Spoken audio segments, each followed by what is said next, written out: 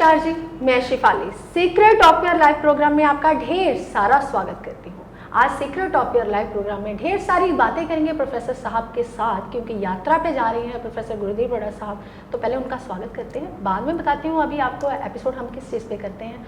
तो प्रोफेसर बहुत बहुत स्वागत है आपका। नमस्कार प्रोफेसर, एपिसोड की शुरुआत तो करते हैं, लेकिन आप यात्रा पे जा रहे हैं तो यात्रा पे जाने से पहले आपके पास ढेर सारी कुंडलियां हैं। हालांकि आप बात कर रहे हैं, लोगों से बात कर रहे हैं, 20-20 लोगों से कम आप बात कर रहे हैं, फ़ोन कॉल अपॉइंटमेंट। लेकिन आप यात्रा पे प्रोफेसर ये तो बता दीजिए कहाँ जा रहे हैं, क्योंकि मुझे भी घर वालों को बताना पड़ता है कि हम जा कहाँ पे रहे हैं।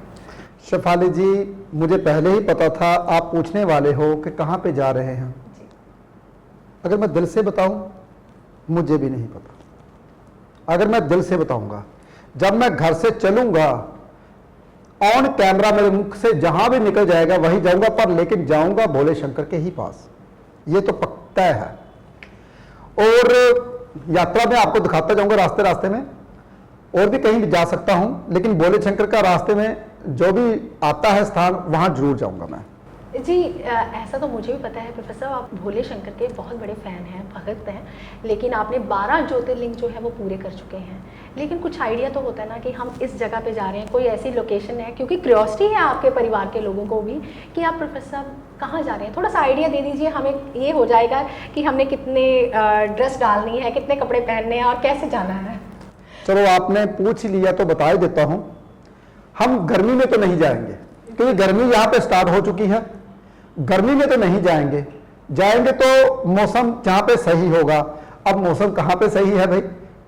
महाराष्ट्र में भी मौसम सही है, हिमाचल भी मौसम सही है, जम्मू में भी मौसम सही है। जहां पे मौसम सही होगा वहां जाएंगे। गर्मी में तो बिल्कुल नहीं जाऊंगा मैं। हाँ, उत्तर प्रदेश में भी बहुत आगे, वहां भी मौसम सही है अभी तक। यहां तो गर्मी स्टार्ट हो चुकी है, मार्च का महीना स्टार्ट हो चुका है। लेकिन ये एपिसोड शायद मैं तब चले जब मैं यात्रा पे चला जाऊं, क्योंकि ये एपिसोड बनाने का हमारा यही मतलब है कि जब मैं वहां पे जाऊंगा, 15-20 दिन लग जाएंगे हमको जाते हुए, रास्ते में आते जाते। तो हो सकता है कि आप पीछे से मेरा वेट करते हो कब एपिसोड आएगा। तो इसलिए ये एपिसोड मैंने बनाने शुरू किए कि 2-3 एपिसोड आपके लिए छोड़ जाऊं, ताकि हमारा एडिटर, ताकि हमारी जो यूट्यूब टीम है वो आपको पीछे से एपिसोड दे दे। क्योंकि मैं हर बात के ऊपर तय तक जाता हूं, सच्चाई बता के जाता हूं, ताकि आपको सच का पता चले कि वाकई मैं जा रहा हूं। 2-3 एपिसोड आपके लिए छोड़ रहा हूं। हाँ, ये तो है, तय है कि गर्मी में नहीं जाऊंगा। जहां पे गर्मी होगी वहां मैं नहीं जाऊंगा। जहां पे टेम्परेचर नॉर्मल होगा वहीं पे ही जाऊंगा। वो आप देख लेना कहां पे नॉर्मल टेम्परेचर है। तो शेफाली जी, आपको कपड़े गर्मियों वाले डालने की तो जरूरत नहीं है, तो सर्दियों वाले कपड़े भी डालने की जरूरत नहीं है, क्योंकि बैग भर जाता है भाई। इसलिए नॉर्मल टेम्परेचर में जाऊंगा। अब आपने ढूंढ रहे हैं कहां पे जा रहा हूं। जी प्रोफेसर, मुझे पता है कि आप नहीं बताएंगे। अभी आपने जितने जगह के नाम लिए ना, मुझे पता है इनमें से भी नहीं जाएंगे आप। चलो खैर, नहीं बताना चाहते आप, क्योंकि आपको पता है कि जब मैं जाऊंगा तो लोग सर्च करेंगे, तो बताएंगे तो गिफ्ट के वो हकदार होंगे, ऐसा आप चाहते हैं। तो प्रोफेसर, बात आती है, मेरे मन में बहुत सारे सवाल होते हैं। जब भी कैमरा लगता है ना, तो प्रोफेसर सवालों की एक लड़ी सी ना मन में घूमती रहती है कि ये सवाल प्रोफेसर गुरुदेव बड़ा साहब से मैंने पूछना है। तो प्रोफेसर, अभी आपने एक शिविर लगाया तो लोगों के पास धन की बहुत कमी थी, तो दिल ने चाहा कि क्यों ना धन के ऊपर एपिसोड किया जाए। क्यों नहीं होता इनके पास धन? प्रोफेसर, धन भी कई प्रकार का है। कुछ लोग समाज से धन चाहते हैं, समाज से मतलब धन ऐसे चाहते हैं कि समाज में इज्जत मान सम्मान हो, जैसा कि आपका है। आप ही अगर अपने गली मोहल्ले से निकलते हैं तो लोग प्रोफेसर साहब ऐसे करते, हाथ जोड़ते निकलते हैं। तो प्रोफेसर, दूसरा जो चाहते हैं वो कहते हैं कि माता पिता से धन मिल जाए, कि माता पिता अपनी संपत्ति से कुछ धन जो है हमें दे जाएं। और तीसरा, वो चाहते हैं हमारा बैंक बैलेंस हो जाए, ताकि हमारी ज़िंदगी जो है वो सिक्योर हो जाए। और चौथा, जो पत्नी हम घर पे लेके आए हैं उसके साथ हमारे ग्रह ऐसे मैच कर जाएं ताकि हमारी डेली इनकम जो है वो बढ़ जाए। और पांचवा प्रोफेसर, लॉटरी का धन। कौन नहीं चाहता कि काश मेरी ऐसी लॉटरी लग जाए और मैं रातों रात अमीर बन जाऊं। तो प्रोफेसर, बहुत तरह का धन होता है, लेकिन आप हर बार बताते हैं कि दूसरा घर जो है कुंडली में वो संचित धन का हो गया, और 5वां लॉटरी का हो गया, विद्या का भी होता है, 7वां डेली इनकम का भी हो गया, अष्टम घर से हम देखते हैं कि प्रॉपर्टी कैसे मिलती है, 11th हाउस से हम देखते हैं कि हमारी इच्छाओं की पूर्ति कैसे होती है। हालांकि आप सब कुछ जो है वो यूट्यूब के ज़रिए बता देते हैं, लेकिन प्रोफेसर आज जो बताएंगे आप, मेरी दिली इच्छा है, आपके परिवार की दिली इच्छा है, और जो लोग ज्योतिष देखना चाहते हैं, ज्योतिष सीखना चाहते हैं, वो चाहते हैं कि आप हमें एक प्रैक्टिकल करके बताएं कि किस घर से हम प्रॉपर धन का देख सकते हैं कि हमारा ये वाला धन इस घर से जुड़ेगा तो हम उस घर को स्ट्रॉन्ग कर लें। शेफाली जी, आप चाहते हैं बोर्ड फिर लगाया जाए यहाँ पे? बिल्कुल, मेरी आपसे दिली रिक्वेस्ट है प्रोफेसर, आप ऐसा कीजिए, क्योंकि आप तो करते ही हैं लोगों का भला। मैं भी चाहती हूँ कि आपके साथ रहते रहते मैं भी दुनिया का भला कर जाऊँ। ठीक है शेफाली जी, अगर आप चाहते हैं कि मैं बोर्ड के ऊपर कुंडली बनाऊं तो आप कुंडली बोलिए तो मैं बना देता हूं, वही कुंडली बनाता हूं, उसके माध्यम से ही आपको बताता हूं कि वो धन आपको कैसे मिल सकता है। जी प्रोफेसर। ओम नमः शिवाय। हाँ जी शेफाली जी, कौन सी कुंडली बनाए? कुंडली भी आपकी पसंद की होनी चाहिए, बताइए। जी प्रोफेसर, मेरी पसंद तो आपका परिवार ही है, तो ऐसे ही आपके परिवार के किसी पर्सन ने हमें कमेंट किया था कि आप मेरे बच्चे की डेट ऑफ बर्थ जानें तो उसके बारे में ज़रूर बताएं। तो उनकी डेट ऑफ बर्थ हम बोलते हैं प्रोफेसर 1 जुलाई 2000। जी बिल्कुल। टाइम सुबह के 6 बजे। सुबह के 6 बजे। जी, लुधियाना का बर्थ प्लेस है। AM सुबह 6 बजे, AM कि PM? AM Ludhiana, place of birth Ludhiana. जी बिल्कुल। हाँ जी, प्लेस ऑफ बर्थ लुधियाना। तो जुलाई मेरा 25 जुलाई का है, ये 1 जुलाई का है, तो इसका ये मतलब है 1 जुलाई को जो सूर्य देव होंगे वो मिथुन राशि में होंगे, और जो समय है आपका 1 जुलाई का वो तकरीबन सुबह के 6 बजे, यानी कि सुबह के 6 बजे सूर्य उदय हो गए। मेरे ख्याल में शेफाली जी मिथुन लगन आएगा और लगन में सूर्य आएंगे। जी बिल्कुल राइट। प्रोफेसर आपकी जो कैलकुलेशन है ना बहुत। शेफाली जी, कुंडली को एक बार और देखने के लिए बहुत ध्यान से सुनिए। कुंडली बनाने के लिए सभी ज्योतिषियों के लिए ये चीज है, ये जो कैलकुलेशन होती है बहुत आसान होती है। ये कैलकुलेशन आपको मैं सिखाने वाला हूं। 14 अप्रैल को या 15 अप्रैल को सूर्यदेव मेष राशि में आ जाते हैं। बहुत ध्यान से सुनिए, जब सूर्यदेव मेष राशि में आ जाते हैं तो 14 अप्रैल से लेकर 14 मई तक सूर्यदेव मेष राशि में रहेंगे। ये तकरीबन है, कई दफा 15 भी हो जाती है। ये तकरीबन कैलकुलेशन करने की, गणना करने की आपको मैं बता रहा हूं कि गणना कैसे की जाती है और ग्रह को कैसे देखा जाता है। फिर उसके बाद अब 15 मई से 15 जून तक सूर्यदेव वृष राशि में रहते हैं, और 15 जून से 15 जुलाई तक सूर्यदेव मिथुन राशि में रहते हैं। तो इसलिए मैंने मिथुन राशि में बना दिया सूर्यदेव। अब सूर्यदेव उदय कब होते हैं?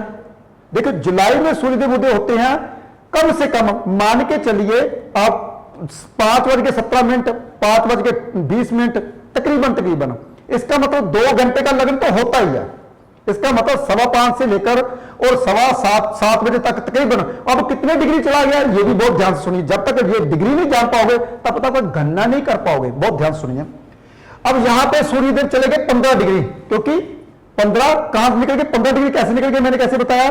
15 जून से लेकर 15 जुलाई तक सूर्यदेव मिथुन राशि में रहेंगे, और 15 डिग्री चल भी चुके हैं। इसका यह मतलब है जब सूर्य उदय होगा तो 15 डिग्री निकल चुके होंगे तकरीबन। तो 15 डिग्री निकल गए, अभी 15 डिग्री बाकी है, तो 15 डिग्री के कैलकुलेशन करूं तो बच गया आपके पास 1 घंटा। इसका मतलब अगर 6:15 या 6:20 या 6:30 का जन्म होता तो इसका लगन होता, कौन सा लगन होता? कर्क लगन होता। अगर 6:30 या 6:40, 6:45 होता तो इसका मतलब कि अगर 6 और 6:15 के बीच में, 5:15 से लेकर 6:15 के बीच 15 डिग्री अभी तक मिथुन लगन ही है। तो शिवाली जी से पूछेंगे कि वाकई मिथुन लगन है? शिवाली जी क्या ये बताइए, आपने तो कुंडली देख रखी होगी। जी बिल्कुल मिथुन लगन ही है। मिथुन लगन ही है। अब उसके बाद 2000 में ग्रह कहां कहां थे या कहां कहां नहीं थे? मेरे ख्याल में जो 2000 की कैलकुलेशन करें, 18 साल पीछे चली जाइए अगर आप राहु की कैलकुलेशन करना चाहते हो तो। अभी राहु कहां पे है? 2 नंबर राशि में। बहुत ध्यान से सुनिए, 2 नंबर राशि में है। 18 साल पीछे अभी 2 नंबर राशि में आएगा। तो लेकिन अगर मैं कैलकुलेशन करूं इस लड़की की, 2000 का जन्म है तो 18 साल से ऊपर हो चुका है, 2021 आ चुका है, तो इसका मतलब 3 साल ऊपर चले गए। 3 साल ऊपर चले गए। राहु तकरीबन 1.5 साल, यहां पे 1.5 साल राहु यहां पे होंगे दूसरे घर में। बहुत ध्यान सुनिए, कैलकुलेशन कैसे की जाती है बिना कुंडली के। इसका मतलब केतु उसके सामने आ गए, केतु उसके सामने आ गए। अब गुरुदेव कहां चल रहे हैं, आपको पूरी कैलकुलेशन करके सिखाऊंगा, लेकिन तकरीबन होगा, मैं गलत भी हो सकता हूं, मैं गलत भी हो सकता हूं, लेकिन हम कुंडली बनाएंगे और देखेंगे कि वाकई में यह बात सही है। पहले मैं आपको कुंडली बिना कंप्यूटर के बनानी सिखा रहा हूं कि बिना कंप्यूटर के कुंडली कैसे बनती है। बहुत ध्यान सुनिए। अब आई बात गुरु की, क्योंकि हम बड़े बड़े ग्रह तो ऐसे लगा सकते हैं। गुरु 12 साल में 30 डिग्री पूरी करते, 12 साल में क्या करते हैं, पूरा 360 डिग्री का भाव चक्कर पार करते हैं, यानी कि एक साल में वो 30 डिग्री पार करते हैं। तो अभी गुरुदेव कहां चल रहे हैं, मकर राशि में। तो मैं अगर पूरी कैलकुलेशन बताने लगूं तो आप मेरा एपिसोड पूरा पूरा यहीं पे खत्म हो जाएगा। आपने गुरुदेव की कैलकुलेशन करनी है तो साल के 3 बना, 1 2 12 साल हो गए, 13 14 15 16 17, यानी कि अगर मैं कैलकुलेशन लगाऊं गुरुदेव या तो यहां होंगे या यहां होंगे, अगर मैं कैलकुलेशन करूं अगर ब्रीकी में, क्योंकि समय बिल्कुल भी नहीं है। फिर सूर्य की बात आई, सूर्य तो मैंने बता दिया, फिर उसके बाद शनि की बात आई, यानी कि ये भव चक्कर जो है 360 डिग्री का शनि देव करते हैं 30 सालों में। तो उसकी कैलकुलेशन आपने लगा देनी है। तो 30 सालों में कैसे होगा, क्योंकि अभी तक शनिदेव यहां पे हैं, अभी शनिदेव मकर राशि में चल रहे हैं, तो इसका मतलब 30 सालों में अभी भवचक्कर पूरा नहीं हुआ। तो इसका मतलब शनिदेव यहां ही होंगे और कहीं नहीं होंगे। चलो मैंने आपको ये मोटी मोटी कैलकुलेशन बताई है, फिर चंद्र के हम बताएंगे 2.5 सालों में ऐसे करता है। ये बगैर कैलकुलेटर के, बगैर आप पंचांग के बिना आप कैलकुलेशन मैं आपको बता रहा हूं। लेकिन हम शिवाली जी से पूछते हैं कहां कहां ग्रह बैठे हुए हैं, शिवाली जी बताइए मुझे। जी गुरुजी, लगन में है सूर्य, बुध भी सूर्य, हाँ चंद्र देवी। एक बात और बता दूं आप सबको मैं, कभी भी सूर्य से बुध 1 घर पीछे नहीं जाता, यानी कि ज्यादा से ज्यादा 29 डिग्री का फर्क होता है, या तो वो आगे रहेगा या इसमें रहेगा या पीछे रहेगा। बुध देव कभी भी पूरा घर छोड़ के पीछे नहीं जाते, इस बात का खास ध्यान रखना है आपने। और शुक्र भी तकरीबन अगर मान लीजिए, क्योंकि बुध के साथ ही शुक्र है, तो शुक्र भी इन तीनों घरों से आगे पीछे नहीं जाते। शुक्र भी इससे और इसके आगे पीछे नहीं जाते, या तो शुक्र यहां होंगे या यहां होंगे या यहां। ये कैलकुलेशन करके बताऊंगा कैसे होते, ये बहुत बड़ी कैलकुलेशन है। शुक्र देवी कहां पे है, जी लगन में शुक्र देव है जी। चंद्र भी लगन में है जी, चंद्र भी लगन में है, मंगल भी लगन में है। और गुरुजी 12th हाउस में गुरु और शनि। 12 में देखा, गुरुदेव मैंने बोला था ना, या तो वो यहां होंगे या यहां होंगे, ये कैलकुलेशन करके। तो शनिदेव कहां पे है, 12th, शनिदेव भी यहां पे बैठे हुए हैं। देखिए ये कैलकुलेशन होती है हमारी, हम जब भी जो स्टडी करवाते हैं तो ऐसे आपने ऐसे कैलकुलेशन करनी है जो मैंने आपको बताई। अब शेफाली जी ने पूछा था कि मुझे ये बताइए धन, जो 5-6 धन शेफाली जी ने बताया कि धन संचित धन होता है हमारे दूसरे घर से। बहुत ध्यान से सुनिए मेरी बात, संचित धन होता है। लेकिन इससे पहले मैं एक बहुत बड़ा धन के बारे में बताऊंगा। वो धन जानिए, जितने भी धन है ये सब मिट्टी है अगर वो धन ना हो। वो पता धन कौन सा है शेफाली जी, भूल गए शायद। वो धन है सेहत का। जी बिल्कुल। अगर इंसान की सेहत नहीं ठीक, क्या करना धन को, क्या करना पत्नी को, वो बेड पे बैठा हुआ है, हाय हाय कर रहा है, क्या करना पैसे को, हॉस्पिटल जाएगा डॉक्टर टीका लगाता है, वो खाने को कुछ नहीं देता और नली लगाता साथ में, खाना पीना कुछ नहीं, मुंह बंद कर देता है। तो क्या करना ऐसे धन को भाई, क्या करना संचित धन को, क्या करना पत्नी को, क्या करना बच्चे को, जब वो बंदा बेचारा नहीं रहा। तो सबसे पहला धन आपका लगन का होना चाहिए, लगन स्ट्रांग होना चाहिए। जब तक लगन स्ट्रांग नहीं है तो ये कुंडली का कोई, जब ये बंदा ही नहीं है, बहुत ध्यान सुनिए, ये बंदा मर चुका है जी, बहुत ध्यान सुनिए। मान लीजिए अगर ये मर चुका है तो इसकी मां का क्या करना, बहन का क्या करना, भाई का क्या करना, पत्नी का क्या करना, बच्चे का क्या करना, ये इसके रिश्ते में तो सब खत्म हो गए। तो इससे पहले इस बंदे को जिंदा रहना बहुत ज्यादा जरूरी है। तो सेहत का धन, जब तक सेहत का धन नहीं रहेगा तब तक आप इस कुंडली का निर्णय नहीं बताना, बिल्कुल भी नहीं। ये ना हो कि आपके सामने कोई मरे हुए इंसान की कुंडली लेके आ जाए, जी देखिए जी, पहले ये देखना लग्नेश यानी कि मिथुन राशि का जो लगन है वो बुध ग्रह बनता है, वो स्ट्रांग हो गया, अपने घर में बैठा हुआ है, वो बोलता है मैं राजी हूं, मैं ठीक हूं, मुझे कोई परेशानी नहीं है। क्यों नहीं परेशानी बताओ, मित्र ग्रह उसका सूर्यदेव ना साथ में है, शुक्र ग्रह उसका साथ में है। देखिए पावर 2 ग्रह की, मित्रों की पावर मिल गई। लेकिन जहां पे सूर्य देव बैठे होते हैं वहां पे मंगल कमजोर हो जाते हैं। बहुत ध्यान सुनिए, कहते हैं ना अस्त हो जाते हैं, ये तो बुध भी अस्त हो जाते हैं, लेकिन इसके पीछे बहुत बड़ी कहानी है। बुध कभी लोगों का मानना है कि बुध अस्त होते हैं, लेकिन मैं यहां पे बोलूंगा बुध अस्त नहीं होते। क्यों नहीं होते? क्योंकि 29 दिन तो साथ साथ ही रहते हैं। अगर सब इंसानों का बुध देव अस्त हुआ तो वो कैसे पड़ जाते हैं, कैसे इतनी नॉलेज ले लेते हैं? इसलिए बुध देव के ऊपर सूर्य देव का असर कम होता है। क्यों होता है कम? क्योंकि वो एक ऐसे ग्रह हैं जिस ग्रह के साथ बैठते हैं उसकी पावर ले लेते हैं अपने पास। तो इसलिए बुध के साथ सूर्य देव की पावर आ गई, बुध के पास बुध स्ट्रांग हो गया, इसलिए लगन से ये बच्चा स्ट्रांग होगा, लड़ाका होगा, गुस्से वाला होगा, क्योंकि मंगल लगन में सेहत का धन इसके पास है। वो अलग बात है, बुध और चंद्र का मेल कहीं ना कहीं थोड़ी सी खटास पैदा करता है, लेकिन चंद्र का मित्र मंगल लक्ष्मी योग बना के बैठा हुआ है। तो पहले बात यह है कि पहला धन इसकी सेहत का होना चाहिए। अब शेफाली जी ने बोला था संचित धन होना चाहिए, संचित धन है या नहीं? संचित धन जो बैंक बैलेंस है हमारा दूसरे घर से आता है। दूसरे घर में राहु बैठा हुआ है, राहु इंसान को करोड़पति बनाता है, पहली बात ये समझ लीजिए। लेकिन दूसरे घर का जो कारका है वो कौन कौन है? बुध और गुरु। तो गुरु के घर में राहुदेव आए बैठे हैं, तो यहां पे धन को लेकर थोड़ी सी परेशानी रहेगी। क्यों रहेगी? क्योंकि गुरु के घर में राहुदेव बैठे हुए हैं। हां, अगर केतु यहां पे होता और राहु यहां पे होता तो ऐसा बंदा करोड़पति होता, लेकिन राहुदेव गुरु के घर में गड़बड़ी पैदा करते हैं, पितर दोष लगा देते हैं। तो ये धन का होता है संचित धन का घर। तो शेफाली जी ने बोला कि बोर्ड लेकर आप समझाइए, तो बोर्ड लेकर मैं आपको अच्छे ढंग से समझा रहा हूं। फिर उसके शेफाली जी ने बोला कि आस पड़ोस का धन होना चाहिए। आस पड़ोस अगर आपकी इज्जत मान सम्मान नहीं करता तो क्या करना है ऐसे धन का? कोठी तो आपने बना ली, आप वो कोठी सेल करके दूसरी जगह चले जाओगे, वहां भी आपका स्वभाव तो चेंज नहीं होगा। तो इसलिए वो भी धन होना बहुत ज्यादा जरूरी है। आस पड़ोस वाले भी यार एरिया जो लोग हैं आपको पसंद करें, तो वो होता है तीसरा घर। तो तीसरे घर का लगन का मालिक यानी कि सूर्य वो आपके लगन में बैठा हो, यानी कि आस पड़ोस वाले इस बच्चे को पसंद करेंगे। लेकिन यहां पे धन का मालिक भी लगन में बैठा हुआ है, लक्ष्मी योग बनाकर, खटास योग बनाकर, अस्त कहते हैं मत्स्य योग बनाकर बैठा हुआ है। तो धन का भी ये भी थोड़ा सा परेशान करेगा। तो ये भी क्या करेगा? ये भी धन दे सकता है, लेकिन यहां पे राहु परेशान कर सकता है। ये आ गया आस पड़ोस, पराक्रम का, जोश का। उसके बाद शेफाली जी ने बोला मकान का सुख भी तो होना चाहिए। वो कहां से आएगा? चौथे घर से। उसका धन भी होना चाहिए। मकान का धन है या नहीं है? किसके पास मकान ही नहीं है, पैसा कमा रहा है और रह रहा है किराए पे, तो वो भी बहुत ज्यादा जरूरी है भाई। वो सुख भी मिलना चाहिए चौथे घर का। तो वो लगन का मालिक भी यहां पे बैठा हुआ है लगन में, इसका मतलब इसका मकान भी बन जाएगा। सुनते जाइए बहुत ध्यान से। इसको कौन ग्रह देख रहा है? कोई बुरा ग्रह तो नहीं देख रहा। इसके ऊपर केतु की दृष्टि है, मिलेगा तो थोड़ा सा तड़फ के मिलेगा।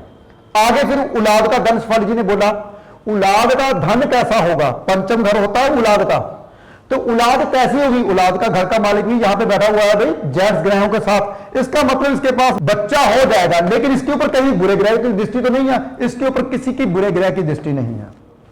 हां, संचित धन के ऊपर शनि की दृष्टि है। जो मकान का सुख है उसके ऊपर मंगल की दृष्टि है, क्योंकि मंगल की दृष्टि कभी भी चौथी अच्छी नहीं होती, वो बुध के घर में कभी भी अच्छी नहीं होती। ऊपर से केतु की दृष्टि है, लेकिन बुध ग्रह स्ट्रॉन्ग है, इसलिए इसको मकान का सुख मिल जाएगा।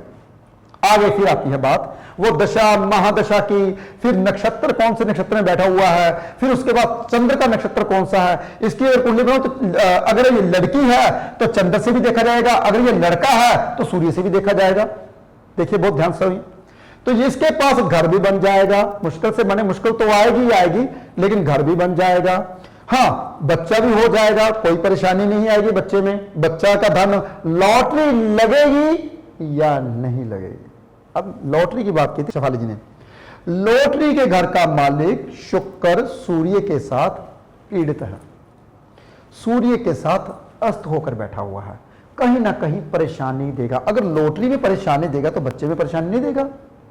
बच्चे में परेशानी इसलिए नहीं देता क्योंकि जो सूर्य देव होते हैं वो बीज के कारका होते हैं, बीज तो लग जाएगा। यानी कि बच्चा तो पैदा हो जाए। बहुत ध्यान से सुनिए, जो लॉटरी का कारका होता है वो गुरु होता है। तो गुरु तो बच्चे का कारका भी होता है, औलाद का कारका आगे दादा परदादा तो बन जाएगा या नहीं बनेगा, वो बात की बात आती है, क्योंकि आगे आयु देखनी पड़ेगी अष्टम घर से। फिर इसके पास लॉटरी लगेगी या नहीं, पैसा वो तो चंद्र से ही आता ना। तो चंद्र यहां पे क्या हुआ, बुध के साथ पीड़ित है, सूर्य के साथ पीड़ित है, मत्स्या योग लगा हुआ है, पैसे की थोड़ी कमी रह सकती है, यानी कि इसका मतलब लॉटरी का लगने का चांस बहुत कम है। अब आगे कौन सा, पत्नी का धन या पति का धन, वो कैसा होगा। अपने से छठे हाउस में बैठा हुआ है, 2 3 4 5 6, अपने से सप्तम घर का मालिक अपने से छठे हाउस में बैठा, इसलिए वो भी पीछे से इशारे आने शुरू हो गए, कहते हैं समय बहुत कम रह गया प्रोफेसर साहब, जल्दी जल्दी कीजिए, अभी तभी तो मैंने पूरा नहीं समझाया। अपने से छठे हाउस में बैठा हुआ है, इसका मतलब हस्बैंड के साथ थोड़ी सी किटकिट रहेगी, उपाय बिना उपाय करवाए या पत्नी के साथ करके बिना उपाय करवाए शादी मत करना, क्योंकि मंगल की दृष्टि भी है, सूर्य की दृष्टि भी है, ऊपर से इस घर का मालिक वहां पे बैठा, उसके ऊपर केतु की दृष्टि भी है। देखिए कुंडली को ऐसे ही देखा जाता है, बहुत बारीकी है कुंडली को देखने के लिए। उसके बाद पत्नी का धन देख लिया, उसके बाद आपकी डेली इनकम कैसी होगी, डेली इनकम में थोड़ी सी परेशानी रहेगी, क्योंकि उसका घर का मालिक पीड़ित है। हालांकि केतु गुरु को देखे कभी भी खराब नहीं होता, लेकिन जिस घर को देख रहा है उस घर का मालिक जो है वो सूर्य के साथ खराब है, अस्त होकर बैठा हुआ है। इसका मतलब क्या है कि डेली इनकम इतनी अच्छी नहीं रहेगी। उसके बाद आई इसकी आय कैसी रहेगी, आय का घर, इच्छाओं की पूर्ति, शेफाली जी ने पूछा था, उसका धन कैसे मिलेगा। इच्छाओं की पूर्ति का धन जो है, मंगल यहां पे लग्न में बैठा होगा, इच्छाओं की पूर्ति जो ये बच्चा मांगेगा वो मिलेगा ही मिलेगा। लेकिन कैसे मिलेगा, देखिए बहुत ध्यान सुनिए, इसको कैसे मिलेगा, इसके ऊपर कहीं बुरे ग्रहों की दृष्टि तो नहीं है। अरे भाई इसके ऊपर ना बुरे ग्रहों की दृष्टि है, ना उसके मालिक के ऊपर बुरे ग्रहों की दृष्टि है। इसका मतलब इसकी इच्छाओं की पूर्ति हो जाएगी। वो अलग बात है कि बुध के साथ मंगल बैठ के बद्ध हो जाता है, खुशियां नहीं आती, मंगल कार्य नहीं होते। यानी कि खुशियां मंगल कार्य कब तक नहीं होंगे, कितनी आयु में नहीं होंगे, कौन सी दशा में आएंगे, जो दशा इसकी लगेगी। अगर कहीं मंगल में बुध आ गया तो परेशान हो जाएगा, अगर कहीं मंगल में शनि आ गया, कहते चोट का योग होता है, लेकिन भाग्य उदय तो वही होगा। अगर कहीं पड़यंतर में गुरु का अंतर पड़यंतर चल पड़ा तो फिर समझ लीजिए शादी हो जाएगी। देखिए जब तक आप ग्रहों की नेचर को और कुंडली को अच्छे ढंग से नहीं जानोगे तब तक आपको पता नहीं चलेगा कि धन होता क्या है। ये शेफाली जी के क्वेश्चन का जवाब मैंने दिया साइंटिफिक रीजन से। अब पूछते हैं शेफाली जी के और कौन से क्वेश्चन है, उसका जवाब मैं दूं साइंटिफिक रीजन से। जी प्रोफेसर, अभी आपने बहुत अच्छा बोला कि सेहत का धन, तभी तो हमारे बुजुर्ग कहते हैं कि पहला सुख निरोगी काया, दूजा सुख कर होवे माया। यानी कि अगर सेहत ही नहीं अच्छी तो हमने क्या लेना है ऐसे धन से। तो प्रोफेसर अभी आपने जो कुंडली बनाई, ये किसी लड़की की कुंडली है, तो अभी तक शादी नहीं हुई, तो अभी आपने बोला कि शादी में भी दिखते हैं। हालांकि प्रोफेसर आपने ये भी बोला कि लगन का मालिक जो है वो स्ट्रॉन्ग होकर बैठा है, हालांकि ठीक ठाक है, बिल्कुल स्वस्थ है। और प्रोफेसर जो दूसरे घर में बोला कि अगर राहु अष्टम में होता और केतु हमारा दूसरे भाव में होता तो ऐसा इंसान करोड़पति होता। तो प्रोफेसर कुछ जोशी ऐसे होते हैं जो केतु को इग्नोर कर देते हैं, केतु ग्रह को, क्योंकि आइसोलेट का कारक है। जैसे जिस ग्रह में बैठता है, जिस लगन में बैठता है या जिस जगह में बैठता है उस जगह को आइसोलेट कर देता है। तो प्रोफेसर अगर केतु दूसरे भाव में होता है, अगर हम प्रैक्टिकल बातें करें तो इंसान करोड़पति तो बन जाता है, लेकिन जैसे ही करोड़पति बनता है, जिस भाव में करोड़पति बनता है उस भाव से पैसा जो है उसके पास कभी नहीं टिकता। मैंने ऐसी कुंडलियाँ भी आपके साथ बैठे हुए प्रैक्टिकल देखी हैं कि केतु अगर दूसरे भाव में आ जाता है तो उसके पास पैसा जो जिस भाव में आता है वैसे ही निकल जाता है। तो ऐसा इंसान करोड़पति होते हुए भी कंगाल होता है, ऐसा क्यों? शेफाली जी, दूसरा घर बैंक बैलेंस का, जी बिल्कुल। दूसरा घर जी हमारे परिवार का, जी हमारे परिवार का होता है। बहुत ध्यान से सुनने वाली बात है। जब तक आपका वंश ही नहीं अच्छा तो क्या करना ऐसे पैसे को जो आपने कमा के डूब दिया। डूबने वाला इंसान कौन होता है? वंश। दूसरे घर में अगर केतु आ जाए, लिख लीजिए बातें, औलाद नेक होती है। गुरु के घर में केतु आ गया कभी भी बुरा नहीं करता। नेक औलाद का मालिक तड़फाता है धन मेरे बैंक बैलेंस में आ जाए, वो अलग बात है, लेकिन वो औलाद ज्यादा खर्चा करने वाली नहीं होती, पैसे को बचा के रखती है।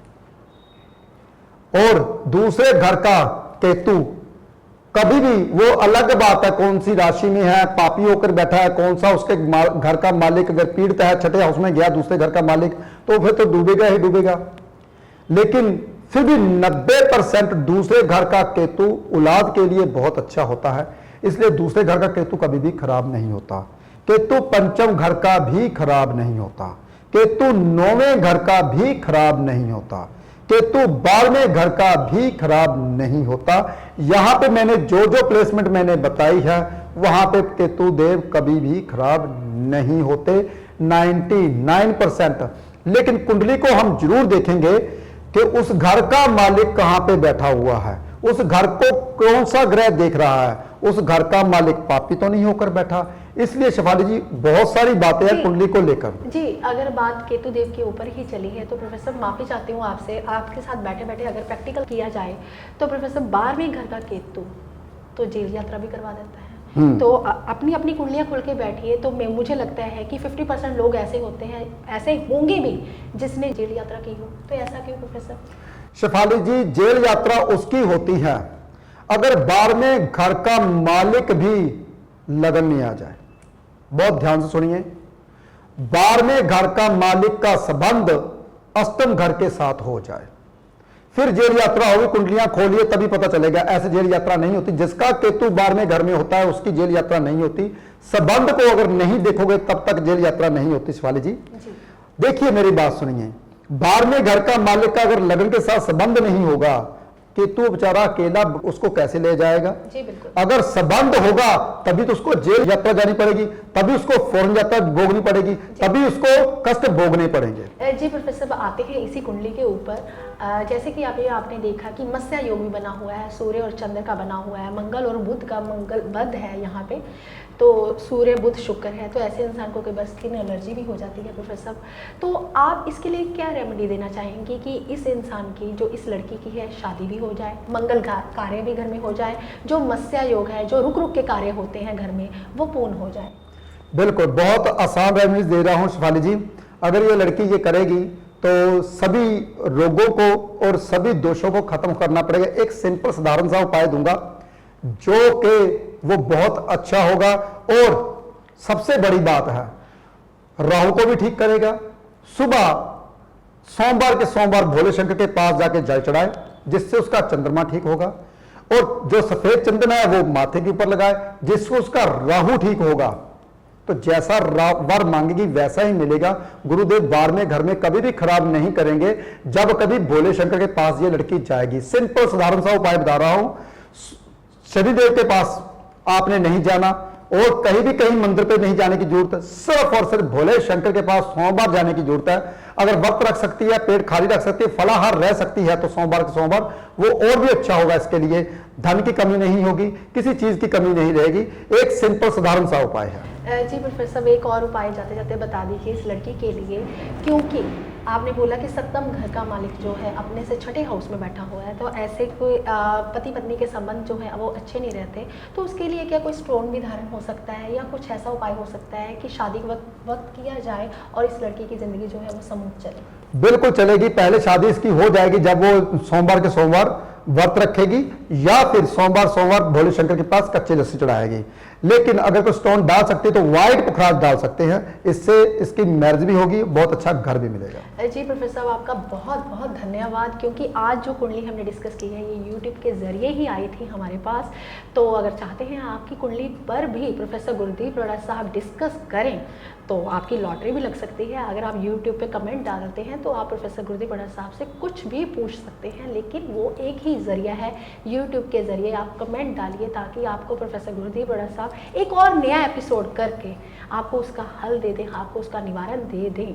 तो आज का एपिसोड जो है वो जोशियों के लिए बहुत अच्छा था, आम जनता के लिए भी बहुत अच्छा था, पुरुषों के लिए भी बहुत अच्छा था, औरतों के लिए भी बहुत अच्छा था, क्योंकि बहुत बड़ी बात जो है प्रोफेसर साहब ने बोली है, धन के ऊपर बोली है।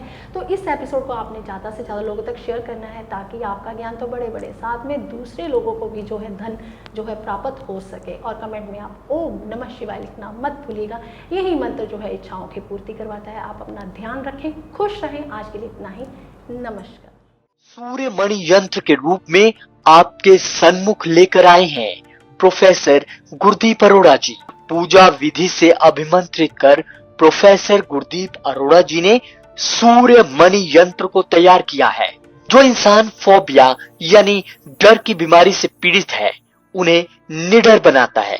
नौकरी नहीं मिलती तो उसमें मदद करता है। जो रोज सूर्य मणि यंत्र के दर्शन करता है, यह सूर्य मणि यंत्र आपको कामयाबी की बुलंदियों तक पहुंचाता है। अपने अपनों का जीवन बदलने के लिए अपने घर ले आए अभिमंत्रित सूर्य मणि यंत्र।